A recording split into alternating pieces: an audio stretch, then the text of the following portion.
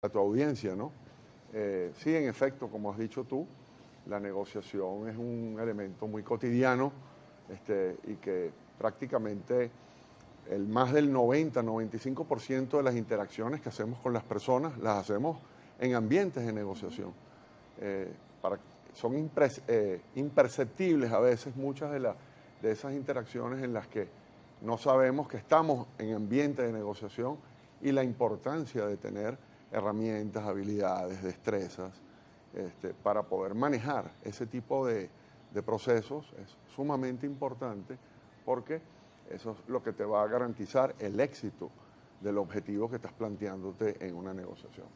Es así, inclusive cuando hablamos de negociación tenemos que entender de que son procesos muy personales. Es decir, tienes que estar muy dispuesto a poder escuchar y muy dispuesto a entender cuál es la posición del otro para llegar a posibles acuerdos que sean valederos, acuerdos que sean mutuamente satisfactorios, y justamente es allí donde está el meollo del asunto, es poder entender qué tan satisfecho te puedes sentir tú con ese acuerdo, como tu contraparte también se sentiría con él. Por ello es importante pues la aplicación de tácticas, de técnicas que van dirigidas a consolidar una estrategia. Es decir, qué quiero lograr con la negociación, y para poder lograr algo en la negociación necesito saber muy bien hacia dónde me dirijo. Y eso es uno de los elementos que nosotros queremos traer a colación durante este proceso que estamos realizando. En todo proceso de negociación deben establecerse aspectos, objetivos que vinculen a los representantes, a los actores que se sienten en una mesa de negociación, pero también deben estar dispuestos ambos a ceder en alguna medida mayor o menor. ¿Cómo lograr que una negociación sea efectiva desde el punto de vista en el momento de ceder, sobre todo? Yo no llamaría, perdón que utilice esta palabra, pero no es ceder, es sencillamente, es un intercambio de concesiones. Okay.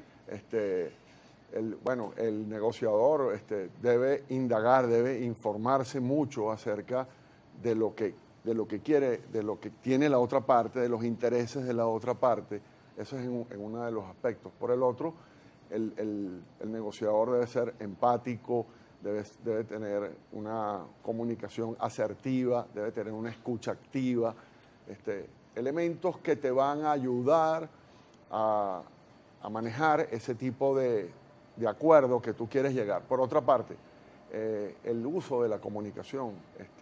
La comunicación es muy poderosa. Nosotros aquí estamos en un medio de comunicación y no tengo por qué extenderme mucho sobre ese aspecto, pero utilizando palabras que puedan influenciar de manera positiva en la escucha del otro, tú puedes lograr ese tipo de acuerdos. Entonces, en conclusión, cuando tú estás en esos ambientes y tienes toda la información que requieres para poder avanzar en ese tipo de negociaciones, es que puedes lograr esos éxitos. Y lo más importante, tener un acuerdo de calidad. Porque tú puedes haber estado negociando todo lo que tú quieras y puedes haber logrado esos acuerdos, vamos a llamarlos, en la mesa de negociación. Pero en el momento que se plasma eso en el documento que va a cerrar, que va a sellar ese compromiso, si ese acuerdo no tiene todas aquellas características que debe tener, entre otras, que las partes se sientan que fueron las que redactaron eso, aunque una sola de ellas sea la que la escriba, pero que sea incluyente, que cumpla con todos los aspectos que fueron manejados en la negociación. Y algo muy importante, que sea difundido hacia las partes. Eso es lo que va a sellar un acuerdo de calidad. Conceder. La palabra conceder nos ayuda a entender que nosotros en una negociación no estamos claudicando nuestras posiciones. Y lamentándolo mucho, se ha llevado a entender de que cuando yo me siento a negociar con usted, automáticamente yo estoy entregando en mi posición, estoy claudicando, y no es así. Ahora, cuando entramos en un proceso de conceder posiciones, también entramos a entender cuáles son tus intereses, por qué estás interesada en conseguir lo que quieres conseguir y por qué yo estoy interesado en buscar la manera de entregarlo de una forma que de repente no es la que más te agrada a ti, pero lo podemos acordar. Entonces, ese es un elemento muy importante para desestigmatizar a la negociación como tal. Ahora, uno de los puntos más álgidos luego de una mesa de negociación se firman acuerdos es el cumplimiento de ambas partes. ¿Cómo lograr en la práctica que eso sea efectivo? Porque hemos visto muchos ejemplos, no solo en Venezuela, que se incumplen acuerdos, que dice uno que violó el acuerdo, el otro también en Colombia, por ejemplo, o en otros países del mundo, en Rusia, en Ucrania, en Gaza, en Israel. ¿Cómo pueden lograrse, o cómo podemos lograr que un acuerdo sea realmente cumplido entre las partes, que no se violen los acuerdos? Primero tiene que haber un seguimiento, y eso es uno de los elementos importantes. Las partes tienen que entender de que ese acuerdo tiene que establecerse con una comisión que le haga seguimiento, una comisión designada por las mismas partes, donde se pueda verificar que lo que está en el papel, en la tinta, sea lo mismo que se está haciendo. Por ende, el seguimiento y control de los acuerdos es lo que va a garantizar de que esa negociación sea efectivamente valedera y que genere un beneficio para todos los involucrados. Un acuerdo nunca será bueno si beneficia a una parte y desmejora a la otra. Correcto. ¿Vale?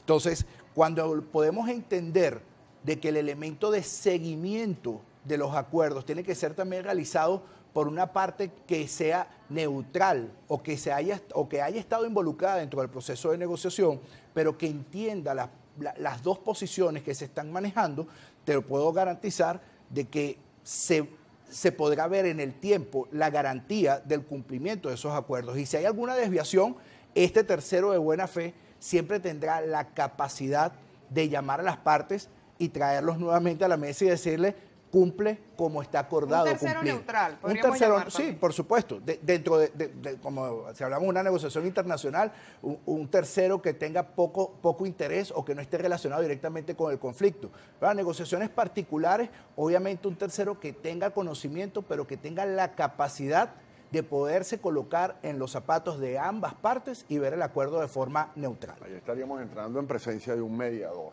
Sí, correcto. Okay. Ahora, ya para finalizar, ustedes tienen un taller próximo para hablar de todo este tema que involucra a distintos actores de la sociedad, no solo política, también, como ustedes mencionaban al inicio, la negociación se da en los escenarios laborales. Háblenos de ese taller ya para finalizar. Sí, bueno, con relación al taller, sí, en efecto, estamos presentando un taller que llamamos el arte de la negociación 360.